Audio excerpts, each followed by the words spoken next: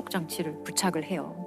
그래서 동선을 완벽하게 파악을 하는 거죠. 그 파악할 정보를 가지고 새벽 한 4시 45분경에 수영장을 가기 위해서 집으로 나온 피해자를 잔혹하게 살해를 한 거죠. 2018년 10월 22일 강서구의 어느 주차장에서 있었던 일이에요. 한 여성이 피를 흘리며 쓰러져 있다라는 신고를 받고 경찰이 이제 현장에 출동을 합니다. 새벽 시간 아파트 주차장에서 40대 여성이 흉기에 맞아 숨졌습니다. 경찰은 이 여성의 전 남편을 용의자로 보고 있습니다.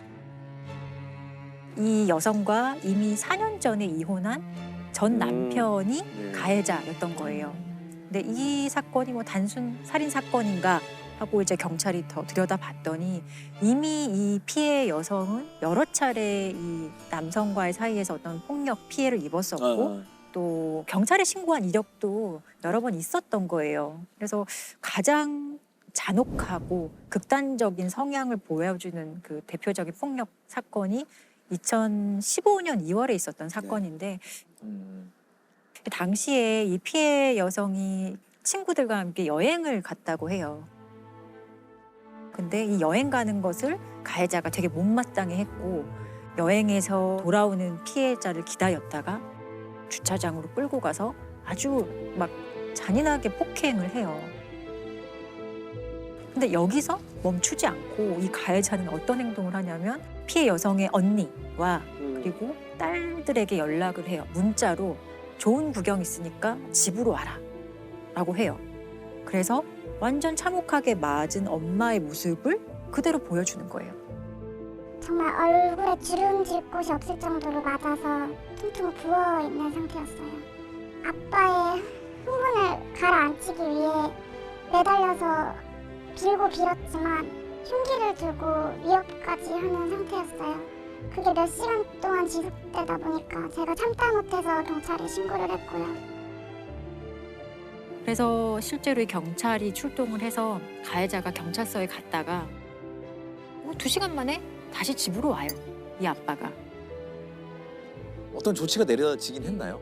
가족폭력 사건에서 이런 식으로 좀 피해자에게 좀 피해를 주거나 가족폭력 범죄에 해당한다고 했을 때는 임시조치라는 거를 할 수 있어요. 근데 대표적인 게 접근을 피해자에게 좀 접근하지 못하는 것, 그리고 연락을 좀 못하게 하는 것, 전화, 문자 메시지 이런 거 못 보내게 하는 것. 이런 조치가 사실 내려지기도 했는데 이 가해자는 이 조치를 어겨봤자 형사처벌 안 된다는 거를 너무 잘 알고 있었어요. 이 사람의 직업이 교도관이었다고 하거든요. 교도관이에요. 교도관인데 자기가 교도관인 걸 가족에게 상당히 강조하면서 나는 교도관이고 법률을 너무 잘 알아. 이런 걸로 경찰 가도 큰 일이 되지 않을 거야. 나는 구속되지 않을 거야. 처벌받지 않을 거야 라는 것을 그 가족들에게 항상 이런 식으로 사실 좀 세뇌하면서 자신의 어떤 장악력을 계속 좀 키웠던 것 같아요. 심리적으로 상당히 좀 피해자들을 지배하려고 했던 것 같아요. 근데 결국은 이혼도 안 하고 그냥 산 건가요? 그래서 이 사건을 계기로 도저히 안 되겠다 생각해서 이 두 사람은 이혼을 하게 돼요.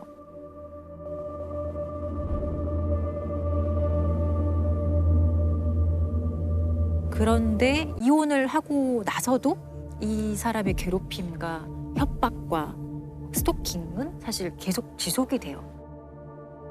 사실 피해자가 여러 번 주거지를 바꾸고요. 전화번호도 바꾸고 중간에 딸들과 떨어져 살기도 하고 자신 나름대로 가해자로부터 벗어나기 위해서 정말 노력을 하는데 이 가해자가 여기서 멈추지 않고 흥신소를 통해서 이 여성이 어디로 이사 갔는지 정보를 캐고 정보를 확인하고 또 그 집을 찾아가고 협박하기를 반복하고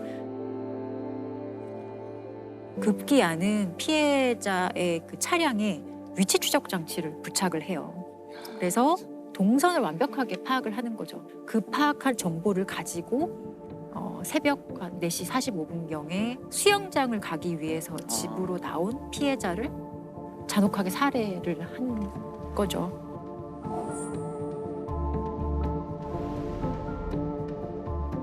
이 가해자의 처벌이 너무 궁금합니다. 어떻게? 가해자는 무기징역이 이제 구형이 됐지만 징역 30년으로 왜 최종 갑자기 확정됐어요. 또 그 1심 판결문의 이제 판결 이유를 보면 계획적인 범행을 통해서 피해자를 살해하기에 이른 것으로 엄히 처벌할 필요가 있다는 것을 인정하면서도 다만 피고인이 변론 종결 이후 제출한 반성문을 통해 뒤늦게나마 고인과 유족들에게 사죄의 의사를 표시하고 있는 점을 이제 고려를 했다는 거예요, 양형에. 별로 그런 거 고려 안 해도 될 것 같은데.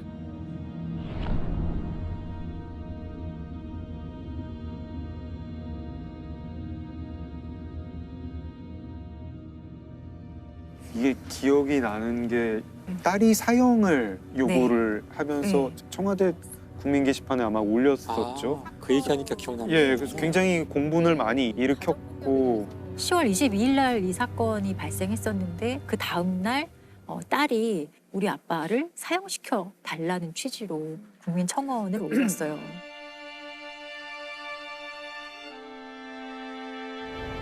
18년 10월 22일 강서구 등촌동 47세 여성 살인 사건의 주범 저희 아빠는 절대 심신미약이 아니고 사회와 영원히 격리시켜야 하는 극악무도한 범죄자입니다. 제2, 제3의 피해자가 생기지 않도록 사형을 선고받도록 청원드립니다. 엄마는 늘 불안감에 정상적인 사회활동을 할 수 없었고 보호시설을 포함 5번의 숙소로 옮겼지만 온갖 방법으로 찾아내어 엄마를 살해 위협했으며 결국 딸이자 엄마는 허망하게 하늘나라로 갔습니다. 피해자인 아빠는 치밀하고 무서운 사람입니다. 엄마를 죽여도 6개월이면 나올 수 있다고 공공연히 말했으며 사랑하는 엄마를 13회 칼로 찔러 우리의 모든 것을 빼앗아 갔습니다. 이런 아빠를 사회와 영원히 격리시키고 또 다른 가족의 피해가 발생하지 않도록 국민 여러분의 많은 동의 부탁드립니다. 이게 굉장히 여러 가지 감정이 섞여 있는 얘기 같아요. 이건 저는 공포도 있다고 봐요. 30년 후라고 공포가 없는 게 아니라는 생각이 들거든요. 읽으면서 굉장히 그때 공감을 했었고 주변 사람들 네. 다 보면서 이건 좀 사형을 좀 시켰으면 좋겠다는 마음이 막 일어났고 딸들은 신상 공개까지 원했다 그래요. 근데 이 사건은 신상 공개가 안 됐어요. 딸들이 그래서 인터넷 커뮤니티에 이 사람이 우리 아빠고 엄마를 죽인 살인자다라고 하면서 아빠의 신상과 사진 2장을 올려서 딸들이 아빠의 신상을 공개하는 상황이 이제 일어나게 되는 거예요.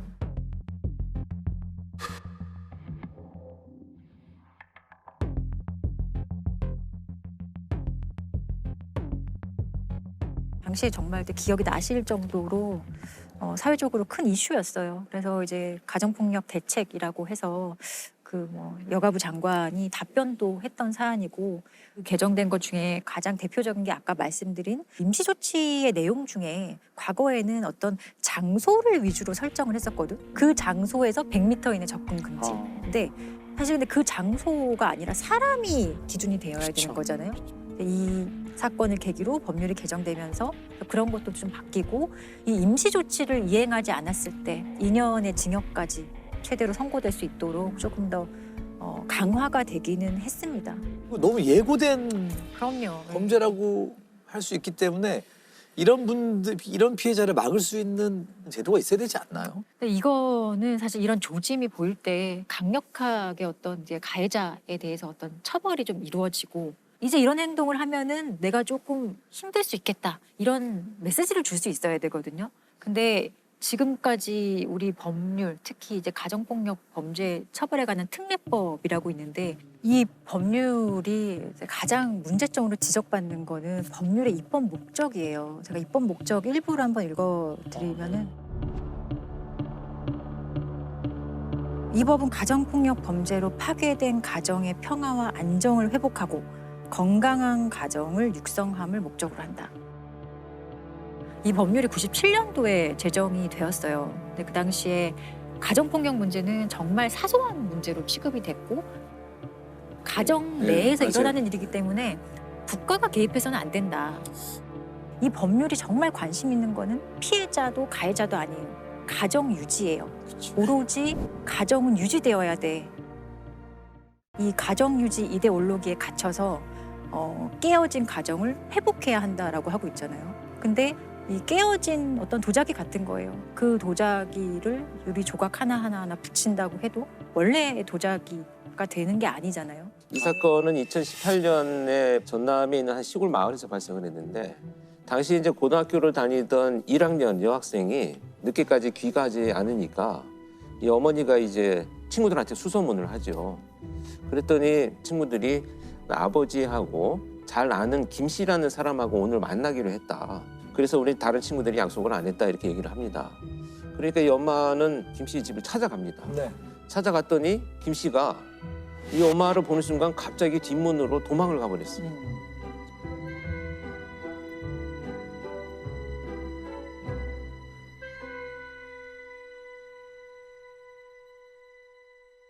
그러고 나니까 이제 의심점이 굉장히 높아지죠.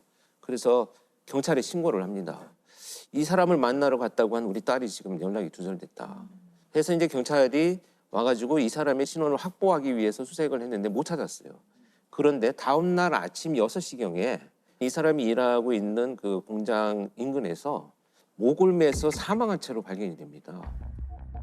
전남 강진에서 실종된 10대 여고생의 행적이 닷새째 묘연합니다. 앞서 A양은 집에서 나간 뒤 연락이 끊겼습니다. A양이 사라진 다음날 아침 아버지 친구인 51살 B씨는 집 근처 철도공사 현장에서 숨진 채 발견됐습니다. 사망 현장을 가서 봤더니 타살의 혐의는 전혀 없었고 모든 정황이 스스로 극단적인 선택을 한 상황으로 밝혀집니다. 약간 용의자로 볼 수 있는 용의자죠. 사람이 사망을 한 거네요. 그렇죠. 자, 이렇게 되니까 이제 문제가 되는 것은 아이도 지금 어디 있는지 모르고 그렇죠. 유력한 그러니까 이 아이의 행적을 마지막으로 만난 김 씨도 사망을 해버렸기 때문에 무슨 범죄인지조차도 모르고 그렇죠. 범죄가 발생했는지도 모르는 이런 상황이 이제 전개가 됩니다. 일단 아이를 찾아야 되잖아요. 그렇죠. 거기에서 이제 프로파일러들의 역할은 과연 그렇다면 지금 드러난 이 상황만 가지고 여러 가지 심리학적인, 사회학적인 분석들을 통해서 어디에 실종된 아이가 있을 가능성이 가장 높으냐를 우선순위를 결정하는 겁니다. 그걸 이제 심리학적 재구성이라고 하는데요. 6월 12일 날 아버지 친구 김 씨가 부모님 몰래 아르바이트를 제안을 합니다. 이 아이는 굉장히 성실하게 학교 공부를 열심히 하는 아이였었는데 그래도 뭐 가게에 좀 도움이 되고자 아르바이트를 수락을 하고 나간 것이 문자에서 발견이 됐어요. 김 씨는 A양에게 아르바이트를 소개해 준 것으로 알려졌습니다. 하지만 이 사실을 다른 사람에게는 알리지 말라고 말한 것으로 전해졌습니다. A양은 실종 전날 친구에게 문자를 남겼는데 이 같은 내용이 담겨 있었습니다. 또 자신이 위험하면 신고해달라고도 당부했습니다. 그런데 이틀 후에 김 씨가 자신의 직업과는 관계없는 낫하고 전기 이발기가 있어요. 머리를 깎는 이거를 구입한 흔적이 나타납니다. 그 다음에 이제 약국에서 수면 유도제까지 구입한 그런 흔적이 나타나죠. 명백하게 지금 어떤 일이 예상이 되지 않습니까? 그리고 나서 실종 당일에 사실 직접 둘이 만나는 장면을 찍히지는 않았어요. 그런데 2시 15분경에 김 씨 차량이 마을에서 가까운 곳에 붙어 있는 한 야산, 이 야산으로 막 이동을 하는 흔적들을 이제 포착을 합니다. 김 씨의 차량이. 예, 김 씨 차량이. 그런데 그 야산 밑에서 한 2시간 반 정도 차가 머물러 있는 그 정황을 발견을 해요. 그래서 굉장히 의심스러워지죠. 그로부터 한 2시간 정도가 지난 4시 24분에 이양의 휴대폰이 꺼져버립니다. 경찰은 이양의 휴대전화 신호가 끊긴 야산에서 아버지 친구로 언급된 51살 김모 씨의 차량이 머물렀던 사실을 CCTV를 통해 확인했습니다. 분명히 CCTV에 포착이 된 이런 상황인데 관건이 뭐냐 하면 이제 이 아이가 정말 그 시간에 얘를 같이 있었느냐를 확인할 수 있는 방법이 없다는 거예요. 그래서 굉장히 언제 어려운 상황이 지속이 되죠. 그런데 이 이후에 이제 김 씨 행적을 살펴보면 더 의심스러운 것이 5시 한 10분경에 집에 도착을 하는데 자신의 차를 일단 세차를 하기 시작합니다. 세차를 하기 시작을 하고 자기가 그날 입고 외출했던 옷을 마당에서 태우는 장면이 또 목격이 돼요. 그래서 뭔가 증거를 인멸하고 있구나라는 것이 이제 유력해지기 시작을 합니다. 그렇게 이제 수색을 하던 중에 결국 8일 만에 그 동선상에 있는 산 정상에서 시신은 발견이 됩니다. 아르바이트 소개를 받는다며 집을 나선 뒤 연락이 끊긴 여고생 A양이 실종된 지 8일 만에 야산에서 숨진 채 발견됐습니다. 차량에서 발견된 이발 도구와 낫에서도 A양의 DNA가 나왔습니다. 그렇다면 범인으로 이제 지목된 이 범죄자는 이미 자기가 극단적인 선택을 해버렸고 피해자도 사망한 것이 확인이 됐고 도대체 이 사건의 실체를 밝히기 위해서 무엇을 할 것인가를 고민하다가 프로파일러들이 활용한 것이 바로 심리부검입니다. 심리부검. 심리부검. 심리부검이라는 게 뭔가요? 뭐 일기에서부터 유서 그리고 고인이 되신 분의 주변에 있는 많은 분들 또 지인분들 다 찾아가서 수백 개의 문항을 여쭤보는 거죠.